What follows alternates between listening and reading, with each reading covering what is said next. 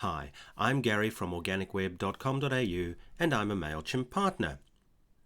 Robert asked in one of my YouTube videos about open rates and was saying that the open rates just don't seem accurate. There were suddenly, at a certain time as the email was sent, there were a lot of opens.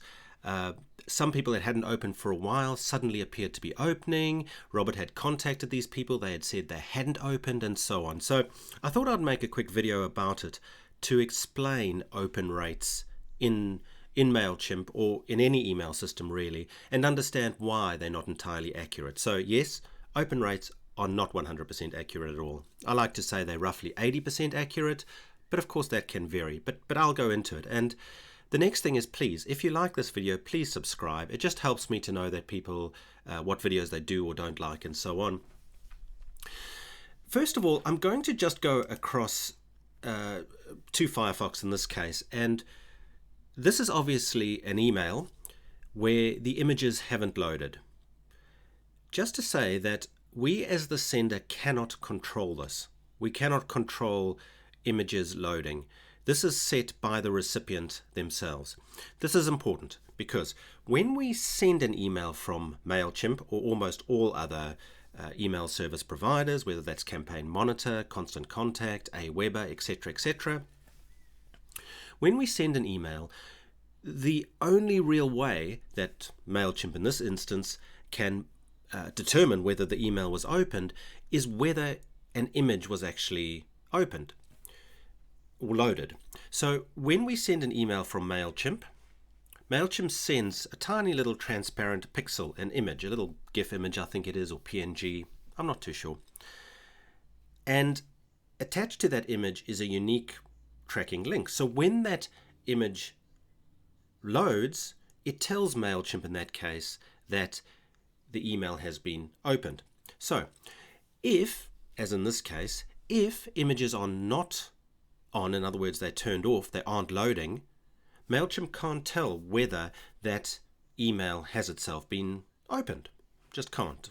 The technology doesn't exist within email for that to happen. What Mailchimp does do, however, is that even if they don't receive an open, in other words, that pixel loading, but there is a click within the email, they still mark it as open because just by sheer logic, to be able to click on a link in an email, you have to have opened it to be able to click it. There are various other issues with this whole issue of having to load a pixel and so on. And the problem, the obvious problem here is a preview pane.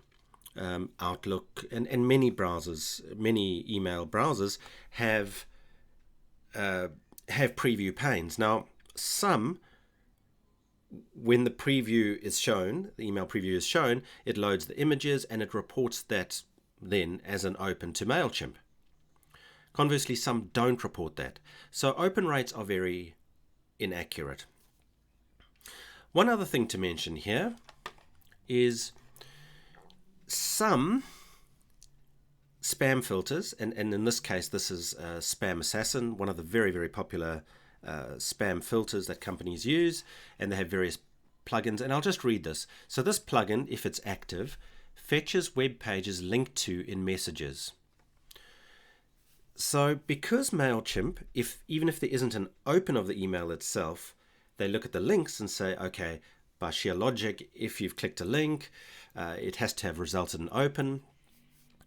But if a spam filter is configured to look at the links, to follow each link in an email, well, it's going to show a false open. So this might answer one of Robert's questions, where how come there was just a sudden sort of influx or a lot of people opening the email at a certain time, just as Robert had sent this email? Well, in this case, it's most likely that a spam filter had merely either opened the email itself to look at the content and or had clicked, had been using, for example, maybe this web redirect plugin to follow the links and had opened. So they were counted as opens against the person itself, because email can't actually follow the person's eyes itself. It doesn't know whether it's technology that's opening those links or opening the email, or whether it's a person itself. So let's go across into Mailchimp itself, and I'll work a little bit more through the open rates because there are some things to understand here. I won't go, your screen might look slightly different, and that's absolutely fine. This is just a demo account, just demo data. The first thing to say here is there are actually total opens and opened, and we'll go into that in a second. The difference here is this is the number of unique opens per recipient.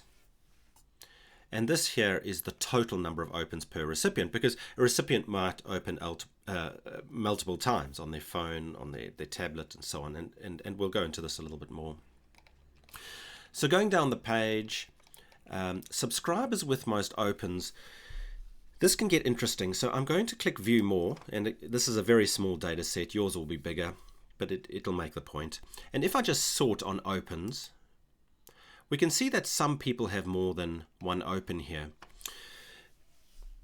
This is interesting to look at because you might have high numbers under opens, and high numbers I would consider over 10 opens. What's happening here is that either the person is opening your email multiple times, or as I mentioned earlier, perhaps they've opened in the preview, that's counted as one open, then they've opened a message, that's 2 opens, and so on. But also, if your emails are being forwarded to someone else, so you send your email to me, I then send that email to someone else, that person then sends it to someone else. Every single open, every single click counts against me as the original recipient, because that's the tracking link that Mailchimp has for me. In email, we just don't have the technology to be able to see who forwarded emails and so on. The standards don't allow for that. It's just not available, that data. So we can infer by a larger number of opens, in other words, I'd say 10 or more, that the person's forwarded that email to other people. I'm just going to go into Analytics 360, the last thing I'm going to cover. Under Analytics 360 in Mailchimp, we can connect up Google Analytics for some good data. That's absolutely fine. But down the bottom here, this can get interesting. Under email domain performance, because you'll be able to see most of the domains you send to down below. You would have more than me, whether that's Gmail, whether that's a government department, whatever. This can tell us by looking at the opens, the clicks, and so on, and comparing them to other domains, whether maybe a specific domain had made changes to their spam filter, which might have changed open rates, maybe their spam filter was opening, and so on. So it is interesting anyway to look under the domain performance, Analytics 360 domain performance, look at this, and you might suddenly see that there were a lot of unsubscribes or something from one particular domain. That often indicates, for example, that there was a spam filter change, something like that, and suddenly people were unsubscribing, or maybe there are some, because some spam filters click on all links, maybe maybe the spam filter was clicked on the unsubscribe link even, and so on. So look, just to summarize in total, the open rate is not accurate. We take it as a rough guide, and that's about it, but it is not absolute. And I certainly hope this has helped you. And again, please subscribe to my channel. Thanks.